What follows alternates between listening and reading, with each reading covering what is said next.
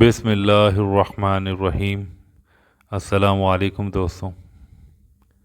ایک خراسانی شخص 60 سال سے مکہ مکرمہ میں رہ رہا تھا۔ بڑا نیک و عابد شخص تھا۔ دن میں قرآن پاک کی تلاوت کرتا اور ساری رات طواف کرتا رہتا۔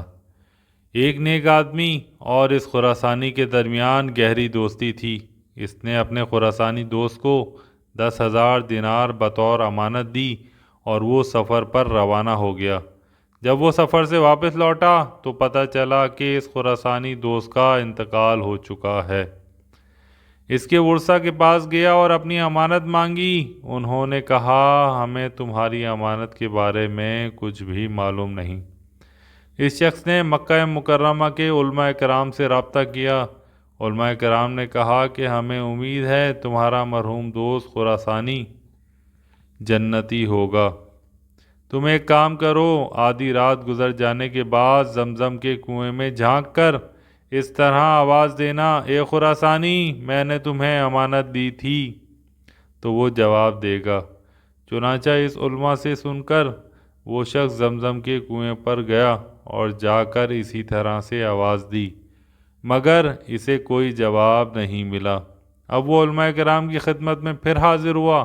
علماء نے بتایا افسوس کرتے ہوئے، شاید وہ تمہارا دوست جنتیوں میں سے نہیں، ورنہ اس کی روح زمزم کے کنویں میں ہوتی۔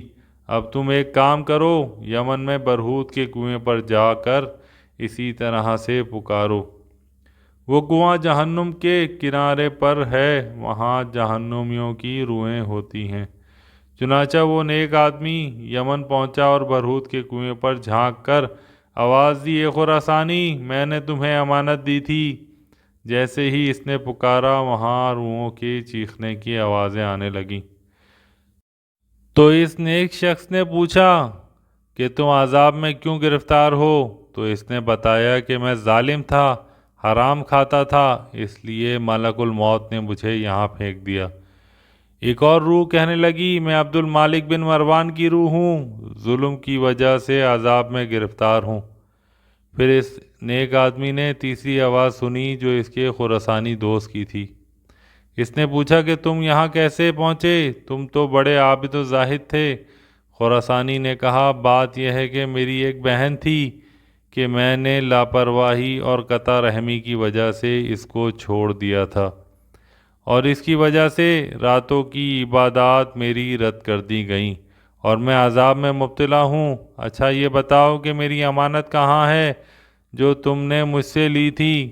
اس نے کہا، تمہاری امانت میرے مکان کی فلاں کونے میں دفن کی ہوئی ہے، وہاں جاؤ اور وہاں سے نکال لو۔ چنانچہ وہ آدمی خراساں کے مکان پر گیا تو وہاں سے اپنی رقم نکالی، پھر اس کی بہن کے پاس گیا اور اس کی ضروریات پوری کی۔ اس کی بہن خوش ہو گئی۔ پھر اس نے مکہ مکرمہ میں حاضر ہو کر زمزم کے کنویں میں جھانک کر پھر آواز دی، اے خراسانی۔ اس کو اپنے دوست کا جواب ملا اور اس کے دوست نے کہا کہ مجھے برہوت کے کنویں سے نجات مل گئی اور اب میں زمزم کے کنویں میں امن و سکون کے ساتھ رہ رہا ہوں۔ دیکھا آپ لوگوں نے، بہنوں کے ساتھ بھائیوں کی بدسلوکی کہاں پہنچا دیتی ہے، اور اگر اچھا سلوک کیا جائے تو انسان کہاں سے کہاں پہنچ جاتا ہے۔ اللہ ہمیں قطع رحمی سے بچائے اور اپنے عزیز و رشتہ داروں کے ساتھ حسن سلوک کرنے کی توفیق عطا فرمائے، آمین۔